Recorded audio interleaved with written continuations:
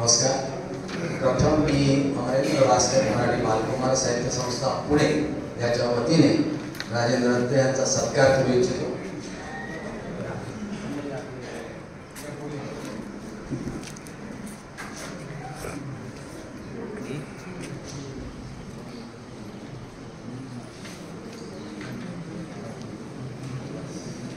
अमरेंद्र भास्कर मराठी बालकुमार साहित्य धाराशिव शाखा या ठिकाणी कार्यरत आहे.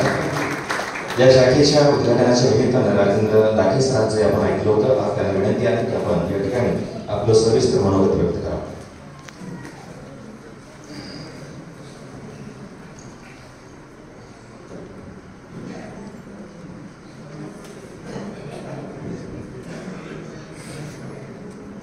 निरागस सुंदर नातं असावं, निरागस सुंदर नातं असावं, धर्म जातीचं नाव असावं,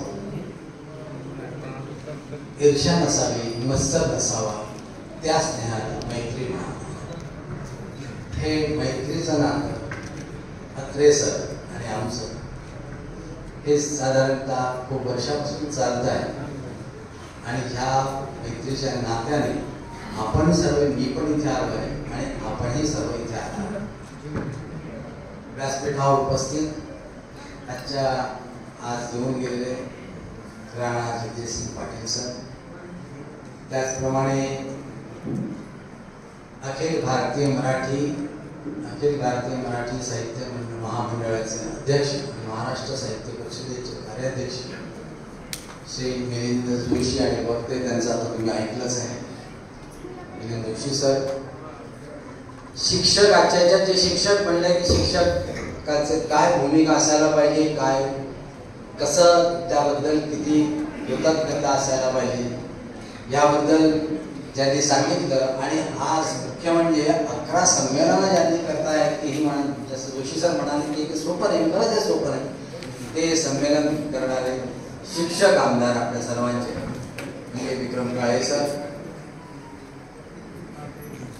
अभय शाहपुटकर सर, जे त्यांच्याबद्दल आता सांगितले की ॲडव्होकेट आणि दोन्ही आहे. आणि आजची उत्सव मूर्ती कुठे गेले, राजेंद्र अत्रे सर आणि त्यांच्या अर्धांगिनी विजयश्री. त्याचप्रमाणे आज इथे उपस्थित असलेले डॉक्टर प्रशांत चौधरी, समाधान शिकेतोड, विजय यादव, गणेश वाघमारे, रवींद्र शिंदे, भागवत भेवारे, हनुमंत पटवा, बाळ पाटील, कृष्णा पेरकर, अश्विनी धाट, बालाजी तांबे, अरविंद इंगेकर, गजानन चौगुले आणि सर्व ह्यासोबत सर्व जी मंडळी जी आलेली आहेत की जी राजेंद्र अत्रे यांच्या प्रेमापोटी आलेले त्यांचे मित्रमंडळ, त्यांचे रसिक जे आहेत आणि सगळे प्रेक्षक रसिक हो. आजचा वेगळा योग आहे. एखाद्याच्या आयुष्यामध्ये 75 वर्ष ही वाटचाल असावी आणि ही वाटचाल प्रत्येकाच्या आयुष्यामध्ये केव्हा तरी वाटचाल येणारच आहे. आणि ही आल्यानंतर 75 आलं की त्याला एक लक्षात येते की आपले 75 झाल्यानंतर थोडासा मागे वळून पाहतो आणि मग मागे वळून पाहिल्यानंतर त्याला कळतं की आपल्या आयुष्यातला चित्रपट त्याच्या डोळ्यासमोर. आणि हा चित्रपट डोळ्यासमोर जेव्हा येतो तेव्हा मग त्याला कळतं की कुठे खासखळगे होते, कुठे अडचणी आल्या आणि त्या रीतीने तो भावुकी होतो आणि त्याला कळतं की आयुष्य हे काय. खरं पाहिलं तर बालपण येतं, बालपणानंतर तारुण्य येतं वगैरे वगैरे ही प्रोसेस चालत असते. पण हे जेव्हा वय वाढत असतं बालपणापासून तेव्हा वय वाढतं तशी बुद्धी वाढते, बुद्धी वाढते तसे विचार वाढतात, विचार वाढतात त्याप्रमाणे ज्ञान वाढतं, ज्ञान वाढतं त्याप्रमाणे परिपक्वता वाढते, परिपक्वता वाढली की प्रगल्भता वाढते आणि प्रगल्भता वाढली की मग माणूस जेव्हा प्रगल्भतेने काम करायला, कार्य करण्याला सुरुवात करतो त्यावेळेला त्याच्या प्रगल्भतेमध्ये ती जी प्रगल्भता असते त्या प्रगल्भतेतून जे कार्य करतो ते निरपेक्षपणाने काम करण्याची त्याची जी प्रवृत्ती असते ती महत्वाची असते.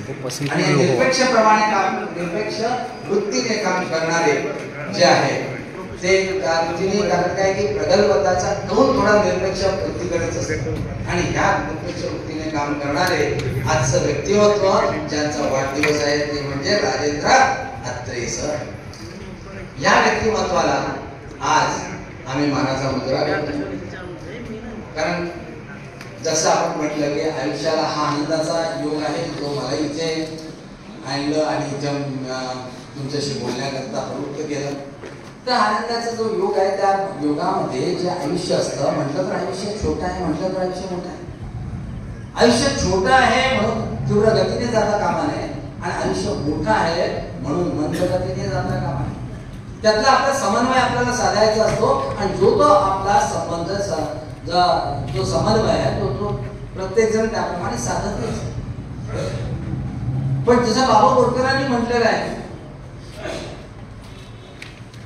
जीवन यांना कळले, जीवन यांना कळले हो मी पण यांचे पक्वफळावरी सहजपणाने गळले.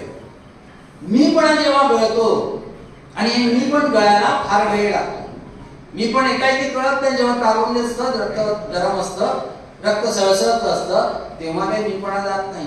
मी हे केलं, मी ते केलं. पण जेव्हा जेव्हा माणूस परिपक्व होत जातो तेव्हा त्याला कळतं की तेव्हा त्याच्याकडे काम, क्रोध, लोभ, मोह, मद, मत्सर हे थोडं थोडं कमी व्हायला लागतात आणि मग त्याला कळतं हा मीपणा जो आहे तो राजेंद्र अत्रे सरांमध्ये नाही, हे नमूद करू इच्छितो. ही महत्वाची बाब आहे. त्याचप्रमाणे आज शांता शेळके यांचा जन्मदिवस आहे. शांता शेळके यांचा 12 ऑक्टोबर. शांता शेळके म्हणतात शेवटी अटळ असते, शेवटी अटळ असते, गाठी सुटत जाणे, बंधन तुटत जाणे. शेवटी अटळ असते, रंग विरत जाणे, क्षितिज विटत जाणे. कोणत्या असतात फुलांच्या जन्मवेळा? कोणत्या असतात फुलांच्या जन्मवेळा? गळ्या उमलताना की पाकळ्या गळताना? गळ्या उमलताना की पाकळ्या गळताना? की आकाशातील अखंड निळाले प्राण एकवटून बघताना की हळूचपणे निमूटपणे मातीत मिसळताना? हे आयुष्य आहे. हे साहित्यिकाने आपल्यासाठी लिहून ठेवलेलं आहे काय आहे आणि त्याप्रमाणे आपली वाटचाल चालू असते. खरं पाहिलं आयुष्य एकदाच मिळतं. राजेंद्र अत्रे सरांना आयुष्य जे मिळालं त्याचं त्यांनी सोनं केलं असं मी म्हणतो. जसं योगी म्हटलेलं आहे, राजयोगी हा जो गौरव ग्रंथ आहे, मला असं वाटतं राजयोगी म्हणण्यापेक्षा मी त्यांना काव्ययोगी म्हणेन. कारण काव्यातच त्याचं जगणं आहे, हे ते जगलेले आहे. जीवन राजयोगी सारखं तर काव्ययोगी मुख्य आहे. कारण आणि हे जे असतं हे शरीर एकदाच मिळतं. कुणी पाहिलं दुसऱ्यांना काहीतरी म्हणतात की हा जन्म असतो, तो जन्म असतो, 84 मिळून जाणता येणार, जेव्हा मिळेल तेव्हा मिळेल, पण आज मिळालेला सार्थक करायला पाहिजे ना. मग हा मिळालेला जन्म एक संस्कृत म्हण आहे, पुनर्वित्तम पुनर्मित्रम पुनर्भार्या पुनर्मही एतत् सर्व पुनर्लभ्यते न शरीर पुन्हा पुन्हा. अर्थात पुनर्वित्तम, पुनर्वित्तम म्हणजे एखादा पैसा समजा गेला मिळवता येतो. पुनर्मित्रम, मित्रही गेला मिळवता येतो. पुनर्भार्या, पुनर्भार्या जरी बायको जरी गेली तरी दुसरं लग्न करता येतं. पण न शरीरा पुन्हा पुन्हा, हे शरीर जे आहे जे आपल्याला दिलेलं आहे देवानी हे पुन्हा मिळणार नाही. आणि ह्या शरीराचं सोनं करणं, या प्रवासात आपण किती चालतोय, आपल्याला किती रांगोळीतले किती एखादी रांगोळी, जीवन म्हणजे रांगोळी, कारण ठिपके जे आहेत ते आयुष्य आहे. मग ते ठिपके किती आहेत हे कोणालाच माहित नाही. त्या ठिपके मोजायचं काम तो करत असतो आणि त्या ठिपक्यांना, प्रत्येक ठिपक्यांना रंग देण्याचं काम आपण करत असतो. मग त्या ठिपक्यामध्ये किती ठिपके आहेत आणि हे माहीत नसताना ती रांगोळी रंगत कशी जाईल याचा आपण जेव्हा वेध घेतो, त्यामध्ये मला असं वाटतं राजेंद्र अत्रे सर म्हणतात की प्रत्येक जीवनाचा जीवन त्यांनी जे जगलेलं जीवन आहे त्यामध्ये त्यांनी जे सार्थक केलं. काही अडचणी आल्या, जसं म्हटलेलं आहे की अडचणी नाही आल्या, तसं नाही. अडचणी आल्या, खास वेळी आले. तसं अब्दुल कलाम यांचा आठवा, difficulties comes in life not to destroy you or disturb you, but it comes to realize a potential power within you so that you can defend them in such a way that they should go before.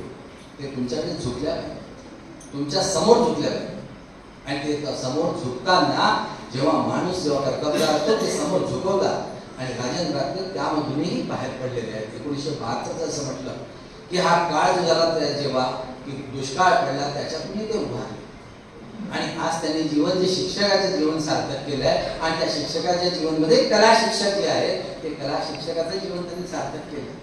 दुसरा मुद्दा असा की त्यांचा स्वभाव निष्कलंक निष्कपट सुस्वभावी निर्मळ नितळ आणि निरागसारखाच मी म्हणतो तुम्हाला. हा स्वभाव प्रत्येकाला लागतोच असं नाही, कारण यातूनच माणूस घडत असतो आणि हा माणूस घडलेला, कारण माणूस जो घडतो तो एक लक्षात घ्या, माणुसकीला जर माणुसकी असली तर माणसाला देव मानतात, पण माणसाची अंधश्रद्धा असली तर त्याच दगडाला देव मानतात. यात कधी फरक. तर हा जो आहे त्यांनी माणूस म्हणून ओळखे. मला म्हणायचा हा उद्देश की हे मी त्यांच्याकडून जाणवलं जेव्हा जेव्हा मी त्यांना भेटतो आणि त्यांना जसं आता म्हटलं की नळे सरांनी असं करावं, विक्रम काळे सर म्हणाले, पण मला असं वाटतं राजेंद्र अत्रे सरांना विचारलं की तुम्हारे पास क्या है, त्याचं एकच उत्तर देते की मला मेरे पास युवराज बाप्पा आहे. पण दुसरं तुम्हारे पास काय? मग युवराज बाप्पाची आहे त्यांना पूर्ण पाठिंबा आहे. असाही माणूस काय क्षेत्रात पाहिजे ना, की जो तिकडे पण आहे आणि इकडे पण आहे आणि इकडच्या क्षेत्रातही तो आपली कर्तव्यदारी त्याच हिमतीने म्हणा किंवा त्याच सामर्थ्याने तो दाखवतोय. हे जास्त महत्वाचं आहे असं मला वाटतं. तर दुसरी गोष्ट अशी की ते दुःख जाणणारे, मला म्हणायचं असं की अत्रे सर दुसऱ्याला जाणणारे, दुसऱ्याला जाणून घेणारे. कारण काय आहे की त्याच्यामध्ये कसं आहे कि अगर आपको अपना कुछ महसूस होता होगा, दर्द महसूस होता होगा तो आप जिंदा है. अगर आपको अपना दर्द महसूस होता होगा तो आप जिंदा है, पर आपको दूसरों का दर्द महसूस होता होगा तो आप इंसान है. हा जो इंसानपणा आहे, जो माणुसकी आहे, ती माणुसकी जी आहे ती अत्रेमध्ये आपणही अनुभवलेली आहे आणि मी हे महत्वाचं असं मला वाटतं. आणि त्यांचा साहित्य क्षेत्रात त्यांनी जे लकेरे लिहिलेले आहेत, त्यानंतर पाऊस गाणे आहेत, अथांगतेतून गुंतुनी आहे, कथाकार आहे, चित्रपट आहे, ही सगळी जी बाब आहे, ही सगळी बाब मध्ये तीन गोष्टी महत्वाच्या आहेत. एक तर वास्तवता, दुसरा अनुभवता आणि तिसरं कल्पकता. आणि या तिन्ही मध्ये ते निपुण आहेत असं मला वाटतं. ही आयुष्याची 75 वर्ष फुकट घालवली नाहीयेत त्यांनी. कारण काय की जेव्हा वास्तवता असते, जेव्हा इतिहासाच्या खांद्यावर बसून माणसाला प्रवास करायचा असतो, पण वास्तवतेचा हात धरून इतिहास निर्माण करायचा असतो. हा निर्माण करणारा इतिहास निर्माण त्यांच्या आजपर्यंत जे केलं आहे काव्य क्षेत्रात, आज जसं जोशी सर म्हणाले की आता ह्या साहित्य क्षेत्रात एक हा महाराष्ट्रापुरता इथल्या उस्मानाबादपुरता मर्यादित नाही, महाराष्ट्रातला कमी. मग ही केव्हा होते, जेव्हा कुठेतरी इतिहास निर्माण करावा. आणि मुख्य म्हणजे आपण सगळे ज्येष्ठच आहात आणि ज्येष्ठ असला की वय वाढलं, परिपक्वता आली की अनुभवता आलीच. मग हा जी अनुभवता आहे ही अनुभवता त्यांच्यामध्ये आहे. ही अनुभवता महत्वाची आहे.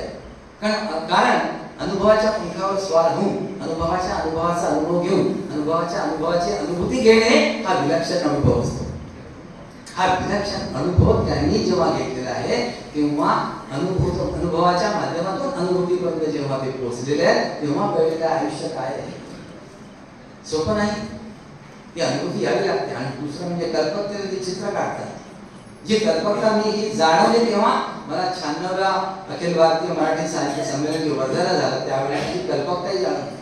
कल्पनेत मुक्तपणे विहार करावा, विहारात मुक्तपणे संचार करावा, संचारात विचारांचा विचार असावा, पण विचारात कुठलाही विकार नसावा. हा विचारांचा विकार त्यांच्यामध्ये नाही, हे मला जाणून म्हणजे मला हे करावंसं वाटतं, नमूद करावंसं. आणि हे महत्वाचं आहे आयुष्यामध्ये. आता यांनी सांगितलं मला असं वाटतं 96व्या अखिल भारतीय मराठी साहित्य संमेलनाबद्दल.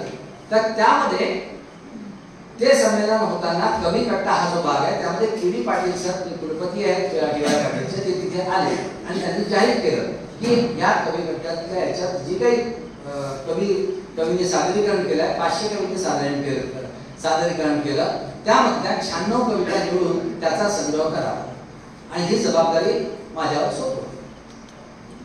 आणि ही करताना मग हे 96 कवी त्याच्यातून निवडायचे, सगळं करायचं, ही करताना एक कसरत होती. पण त्यांना जे के.डी. पाटील सर यांना जे काही बघायचं होतं, जे पाहायचं होतं की काम उत्तमच झालं पाहिजे, सुंदरच झालं पाहिजे. आणि ते सुंदर काम करताना मग मला अत्रे सर आठवले आणि अत्रे सरांनी सांगितलं की ही जी आहे असं असं करायचं आहे. आणि त्यांनी प्रत्येक कविता त्याच्यातली ज्या लोकांची 96 लोकांच्या ज्या कविता होत्या ती प्रत्येक कविता हाताने रेखाटली. त्यांच्या अक्षराबद्दल एवढं बोलण्याचं ती हाताने रेखाटली. त्याच्यावर काळेसाहेब त्याच्यावर चित्र काढलं आणि मला ते मगाशी हे केलं तर म्हणजे माझ्या गाडीमध्ये ते होतं त्यांनी बोलवून घेतलं. ते तुम्हालाही ते माहीत असावं की त्यांनी काय केलेलं आहे हे जे त्यांनी हा जो भाग आहे बघा एक एक भाग जो आहे तो त्यांनी स्वतःच्या हाताने केला. ही महत्वाची बाब आहे. तर हे जे त्याला हे जे लाभलं आयुष्यामध्ये हे लाभणे महत्वाचं असतं आणि सोपी नसते. हे जे लाभलं हे महत्वाचं आहे. आणि मला असं वाटतं की त्याच्यामुळे म्हणजे आज तुम्हाला जसे का अत्रे सर जवळचे आहेत प्रेमातले आहेत त्यामुळे मलाही असं वाटतं की आज मलाही खूप भाग्य आहे की मी त्यांचा मित्र आहे आणि नळे सर त्यांच्या बरोबर आहे. ही एक अजून बाब चांगली आहे की जेणेकरून की कार्य करताना एखाद्या कार्यकर्त्यांना कसं करावं जर सुचत असेल तर त्याच्यावर एखादा माणूस पाहिजे आणि ते म्हणजे नळे सर आहेत की ज्यांना सहजपणे त्यांना सहकार्य देत असतात. हे मुख्य म्हणजे शेवटचा मुद्दा त्यांनी नाती जपली. त्या नाती जपणे महत्वाचं आहे. शिक्षकाची नाती जपलेलीच आहे. शिक्षकांबद्दल सरांनी कितीतरी सांगितलेलंच आहे. मग ही नाती जेव्हा शिकली असतात ती जपण्याकरता एक माणूस पण लागतात. अंतकरणात माणूस पण तर लागतच पण माणसाला माणूस जोडण्याचा जो ध्यास आहे एक ध्येय आहे ते ठेवायला पाहिजे. आणि त्यासाठी निरीक्षण कसं निरखावं कोणता माणूस कसा आहे ती निरीक्षण शक्ती त्यांच्यात म्हणताना निरीक्षण जे आहे निरीक्षण साध्य गुण नराणा तदर्थ मात्रा चवचा प्रवृत्ती इत्तेव वत्वा विधिना विक्रिना एक एक जिव्हा नयना द्वयंच. एक एक जिव्हा म्हणजे माणसाला एकच जिव्हा दिली आहे पण नयन द्वयंच जे दोन डोळे दिले. हे कशा करता निरीक्षण करणे देवाची दिली आहे. मग हे दोन निरीक्षण करणारे दोन डोळे त्याचा पूर्णपणे उपयोग करून कोणता माणूस कसा आहे काय आहे हे करून त्यांची जी बुद्धी आहे की जेणेकरून माणसाला माणूस जोडावा हे आजचं मला असं वाटतं महत्वाचं आहे. कारण नाती जी आहे नाती जपण्यात मजा आहे. नाती जपण्यात मजा आहे. नातं जपण्यात मजा आहे. प्रीतीचे बंध भिडण्यात मजा आहे. भिडलेल्या बंधात रमण्यात मजा आहे. सूर जोडवण्यात मजा आहे. जोडलेल्या सुरात गाण्यात मजा आहे. आपण एकटे आलो असलो तरी सर्वांचं होऊन जाणं हे सर्वांचं होऊन जाणं हे राजेंद्र हे मला आणि ही सोपी गोष्ट नाही. प्रत्येकाला जमेल असं नाही पण त्यांच्याकडे पाहून नक्कीच वाटेल की आपण जेव्हा 75 वर्षाचे होऊ त्यावेळेला नक्कीच इथपर्यंत त्यांनी कसं जोडलं हे उदाहरण आपल्या समोर आहे. तर त्याप्रमाणे आपणही आपल्या एखाद्याचा स्वभाव आपण आपला स्वभाव बघावा कसा आहे काय आहे पण त्या स्वभावात काय सुधारणा करता येईल ते किती निरागस आणि निर्मळ असू शकेल आणि असावं तर आपल्यालाच आपलं निरीक्षण म्हणण्यापेक्षा आपलं अनालिसिस करता येईल. आपलं पृथक्करण करता येईल की कसा आपल्याला म्हणून एक ते महत्वाचं असं मला वाटतं. आणि एक गोष्ट लक्षात घ्या की प्रेम हा एक भाग आहे की त्यांनी सगळ्यांना प्रेमापोटी सगळे आले आपण डायरेक्ट प्रेम सर तिथून धाराशिवमधून धाराशिवचे सुपुत्र असून कशापोटी आले धाराशिव सुपुत्र म्हणता आलेच पण प्रेमापोटी आले कारण आजपर्यंत त्यांचा जो संबंध आहे त्याच्यामुळे झाले. ते शिक्षक होते म्हणून काळे सर आले. अभय सर त्याच्या बरोबरच आहे. ही सगळी मंडळी पडवळ सर ही सगळी मंडळी त्यांच्या बरोबर आहे. कशामुळे तर प्रेमामुळे. मग हे प्रेम एवढं महत्वाचं असतं हा एक भाग करायला पाहिजे. कारण प्रेम आणि नातं यामध्ये एक विलक्षण नाते लक्षात. प्रेम असलं म्हणजे नातं होईलच असं नाही. नातं होईल म्हणजे प्रेम होईलच असं नाही. म्हणजे एखाद्या वेळेला प्रेम झालं आणि नातं नाही झालं म्हणजे काय लग्न नाही झालं तुटलं ना नातं नाही तुटलं. पण हे प्रेम आणि नात्यामध्ये एक मात्र नक्की आहे की नात्यामुळे जर नातं असेल तर मात्र प्रेम होण्याची शक्यता वाढते. का कारण की सहवास वाढला म्हणजे अर्थातच ना एखाद्या वेळेला सहवास वाढला की प्रेम वाढतं. अरे आपण एखाद्या पर्यटनाला जातो 15 लोक आपल्या बरोबर असतात आणि 15 लोकांमध्ये 15 दिवसामध्ये इतकं प्रेम छान होतं की एकमेकाच्या फोन नंबर तुमचा मला द्या मला तुमचा नंबर द्या कधी फोन करणार नाही नंतर पण मात्र एका कागदावर लिहून येतो तुमचा नंबर द्या आमचा नंबर. पण ती वृत्ती का असते सहवास आणि तो सहवास वाढलेला असतो हे महत्वाचं. म्हणून यामध्ये जे आहे त्यामध्ये प्रेम असो नसो पण त्यामध्ये सहवास हा महत्वाचा आहे. आणि त्या सहवासाला जेव्हा आपण म्हणतो तेव्हा एक पात्र नक्की असतं या प्रेमामध्ये की एक जी असते ती आपली असते. ती कोण आता तुझ्या लक्षात ती आपली असते जिला आपण अर्धांगिनी म्हणतो. अर्धांगिनी नव्हे, अर्धांगिनीचं रूप नव्हे, अर्धांगिनीच म्हणतो. जिच्यासाठी रात्र नाही, जिच्यासाठी दिवस नाही हा शब्द तिच्यासाठी आपल्या शब्दकोशात, माझ्या तरी शब्दकोशात नाही, तुमच्या शब्दकोशात असेल तर बघा, तिला नाही म्हणायची हिंमत बघा. पण ती साथ देते याचा अर्थ हे नाही, ती साथ देणारच. तुम्ही नाही म्हटलं तरी ती साथ देणार. पण मग तिला काय म्हणायचं? तिला एकच म्हणता येईल आपल्याला, आहे आहे आहे सखे तू आहेस म्हणून जगण्यात. म्हणजे त्यांच्या बाजूलाच बसलेले, सखे तू आहेस म्हणून जगण्यात. आला वादळ वारा आल्या पावसाच्या धारा, आला वादळ वारा आल्या पावसाच्या धारा, भिजल्या माझ्या मनात दिला असं प्रसार. पहिल्या पावसात भिजण्यात मजा आहे. अत्रे सर म्हणतात विजयश्री तू आहेस म्हणून जगण्यात मजा आहे. रथ आपुला एक रथावर आपण दोघं, रथ आपुला एक रथावर आपण दोघं, रथाखाली फिरती आयुष्याची दोन चाक. कोणती चाक आहे? एक योगेश आहे आणि एक वैभव आहे. रथाखाली फिरती आयुष्याची दोन चाक. तुझ्या संधी आयुष्यात फिरण्यात मजा आहे. अत्रे सर म्हणतात विजयश्री तू आहेस म्हणून जगण्यात मजा आहे. मी तू नाही म्हणत आहे, ते तू म्हणतात. तू आहेस म्हणून जगण्यात मजा आहे.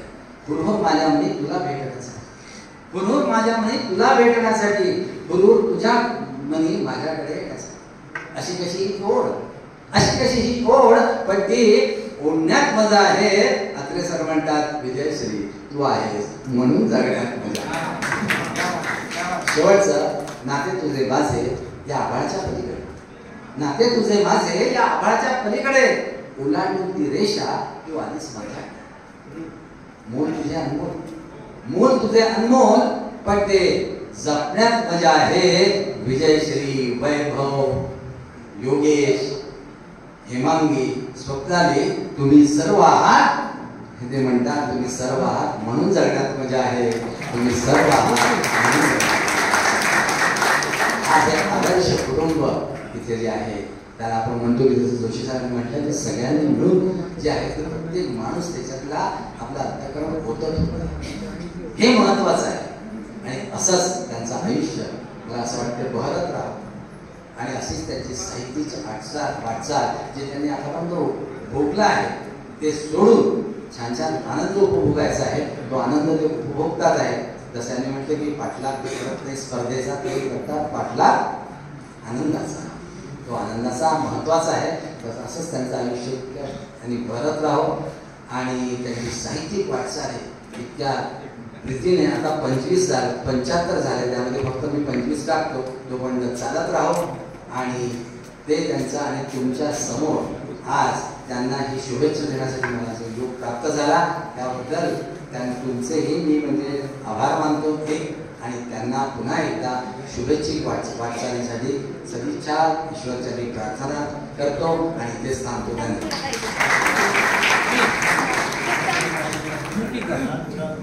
खूप छान निरभ्र आणि आमच्या चारित्र्याचा रस अखंड चालू आणि शब्दांचा वास. खरं तर अत्रे सर सात्विक जीवन कवितेच्या त्या ओळी आहेत. अशा पद्धतीचे उद्बोधक विचार आपण या ठिकाणी अध्यक्ष भाषणावरून व्यक्त केला. संयोजन समितीच्या या सगळ्या प्रक्रियेमध्ये ज्यांनी ज्यांनी योगदान दिलं त्या सर्वांच्या आपण या ठिकाणी कृतज्ञतापूर्वक तिथे सन्मान करणार आहोत. मी आमंत्रित करतो आहे आणि उपस्थित मान्यवरांना विनंती करतो संयोजन समितीमधल्या काही प्रमुख पदाधिकाऱ्यांना आपण इथे सन्मानित करावं.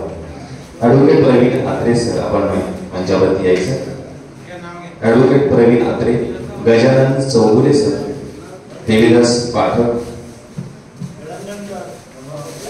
ॲडव्होकेट गजानन चौगुले यांना आपण सन्मान चिन्ह देतो. मंचावर उपस्थित सन्माननीय आमदार विक्रम शिवाडे सर, साहित्य महामंडळाचे अध्यक्ष सन्माननीय मिलिंद जोशी सर,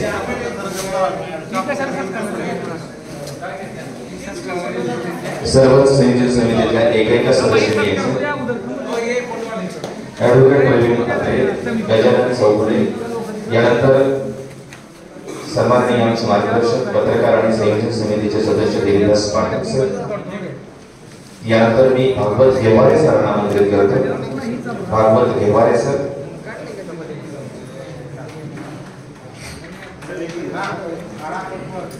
जाओ देवा.